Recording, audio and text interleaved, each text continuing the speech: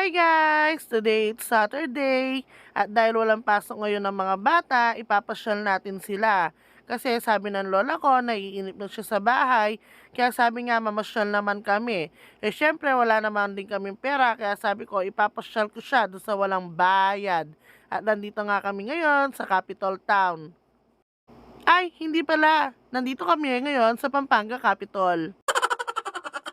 Pakinggan nyo nga yung lola ko, nananawagan siya sa mga kamag-anak niya malalayo. Malago pa ako hanggang ngayon. Kala nyo? Kilala kang Bano ah? Yun ang pag-uusapan. 18 pa lang, 18. Sweet 16, never kill. Never, ano? Never kill. Never kiss siya pa, ano? Ano? Doon mainit na. Anong masasabi nyo? Mabuti pa kayo. Hindi kayo namamasyal ako. Namamasyal ako. So, nandito kami sa Capitol. Tingnan mo ang ganda. Nagja-jogging ako pero nakatayo lang ako. Ang ganda-ganda ng Capitol. Tingnan mo. So, nandito kami ngayon. Rasweli yata. Nandito. Iiwan na kita dito. Saan kayo pupunta? Uuwi. Ano ko? Magbabantay ng mga Pagkapusan may tanilapit kaya katamunan din. Ano ko, magbabantay ng mga parol. Ang daming mga parol dito. Sa Capitol. Punta kayo dito. Mamasyal kayo. Mga sasakyan kayo. Punta kayo dito sa beses. Ikaw, papasyal-pasyal na lang, no? Mamamalengke na tayo pag uwi. Itong mga kasama ko, mahilig mamamasyal. Siyempre, pag-isa-isa, namamasyal naman kahit na walang pera. Masaya. Kahit walang pera, kailangan masaya. Ayun na nga eh. At makakalaot. Diba? Kaya kayong mayayaman dyan. Kahit na konti-konti lang, magtapo naman kayo. Yung mga, Tumulong kayo. yung mga kamag-anak kong makuartan dyan, paminsan-minsan sana maalala naman ako. Eto ko, eto. Malakas pa ako. Ilang taon ka muna? Kung yan ang itatanong nyo, 91 na ako. 93! Hindi. Nakakalpas pa naman ako. Apo, 90 ano na si Daron ngayon lang? 93 ka na. Pala, kung may video kayo, kakagaya lang, kasi hindi ka namin nakakausap madalas. Ito, nandito ako. Dito mo ako makikita. Andito ako sa Capitol. Dito ako sa Capitol. Mamamalimos ako niya. Ito, naglilipot kami. Kasi hindi mo na ako nakakausap sa video mo. Baka naman makikita sa, ano mo, sa, ano ba yun? Pag nakita mo ko sa ano mo, sa Facebook. mga Facebook nyo, pag nakita mo kasi nyo, kahit sino man sa inyo, makikita nyo ako dito, nandito ako sa Capitol, namamasyal kami mga bata. Oo. Kaya nga, hindi nyo ako makikita ang personal. O dito, makikita nyo ako. Maganda pa naman ako, tingnan nyo, di ba? Oo.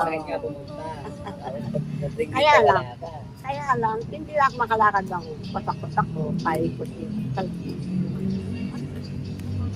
Maganda pa ako. Makakala nyo pangit ako, maganda ako. Ano, baka? Makakala nyo pangit pa ako ngayon. Hindi, maganda pa ako, tingnan nyo ako. Matatama sinipot pag laki ito. Sa Laguna, Pinapon eh. Talagang matibay nga lang ako. Buhay. Anak ko, asawa ko, di wala na, sila ko. Ewan ko. Iniwan ka na lang. Ilan pa yung anak mo yan? Hindi ko lang kung kailan ako kukunin. Pero ayaw ko pa eh. Kaya siguro hindi ako sinukuha. Wala na. Wala na. Dalawa na lang. Alam ka dyan. Si Anton eh. Eto, nandito ko. Makikita niya ni mama na, naggala ka na naman. Alam mo nila, eto. Kasi ayaw mo kong ipasyan.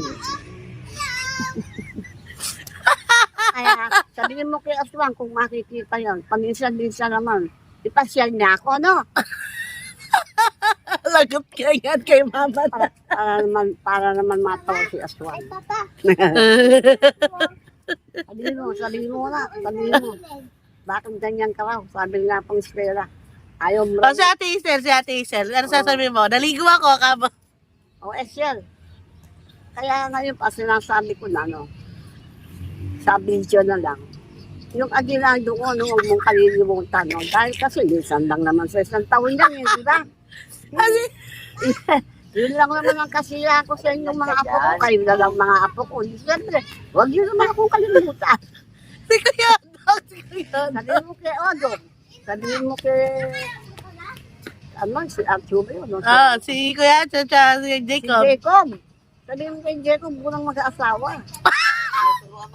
Bakit ba? Dahil kasi bata ka pa. Kaya lang, sa Pasko, huwag mo akong kalilimutan, ha? Yun lang naman yung kuswelo ko sa Mapapagalitan ka niya kay mama na, naggala ka. Kaya mong magalit si Lera. Alin sa nanay mo, pagyamanin mo muna bago ka mag-asawa, no? Sino? Yacho. Si Kuya Macho, po, magkakanak na si Kuya Macho. Si Jacob. Si Jacob. Ay, Odong. Huwag mo akong kalilimutan, liman ka. Ikaw lang, ikaw lang ang tagasa ko sa Pasko. Kaya hindi mo ako binigyan ng pamasko. Kaya mo nang kumita. Kaya mama na, hindi mo ako pinapasyal. Sige na Sabi mo, ba't di mo ako pinapasyal? Na yan, nagpunta na ako sa Capitol. Hindi mo ako pinapasyal, nena. Ang laki si Aswang. Pasyal tayo.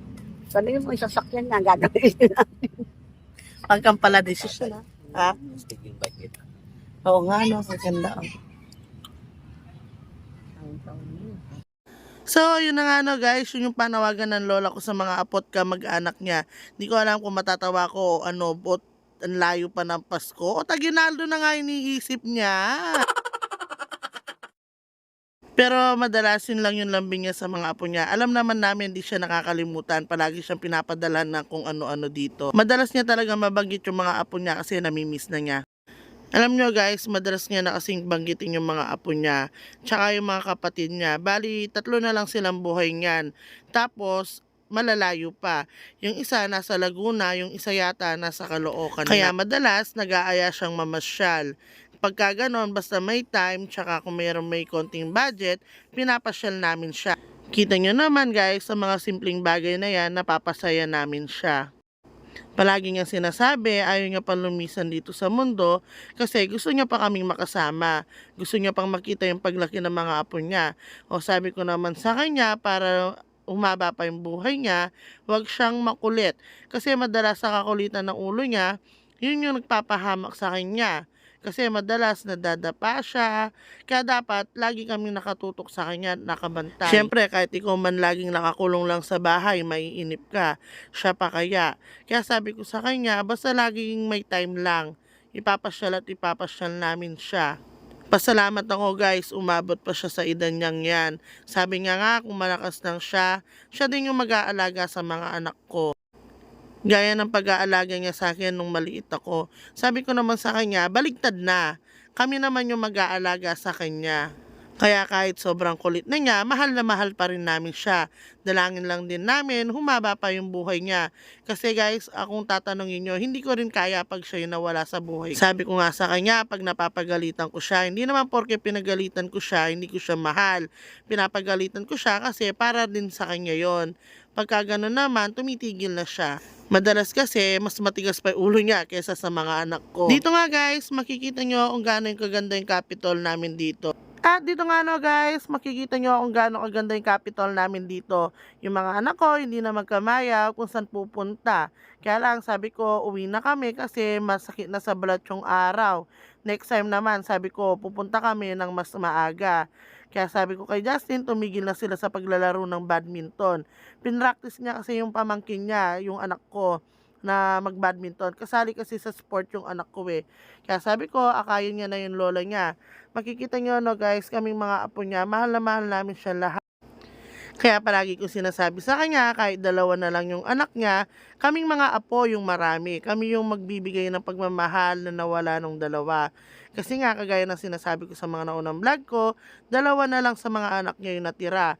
Kaya sabi ko, pag dinadamdam niya yun, isipin niya kaming mga apo niya. Marami kami nagmamahal sa kanya, hindi namin siya iiwanan.